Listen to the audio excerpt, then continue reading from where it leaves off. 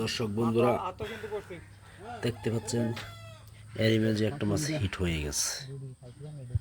মাছটা খুব লাফালাফি করতেছে যাওয়ার জন্য।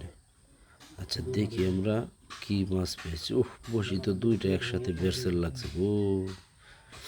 আচ্ছা দেখি একটু কাছে যায় দেখি তো কি মাছ পাওয়া গেল, কি মাছ হিট করেছে। চলেন যাই একটু কাছে থেকে যে দেখি আসি। এই যে মাছ, রে কাতল মাছ নাকি? এই যে উঠাইছে, এই যে খুব সুন্দর। আসলে তো কাতল মাছ। বেশ ভালো সাইজের, ভালো সাইজের একটা কাতল পাওয়া গেছে।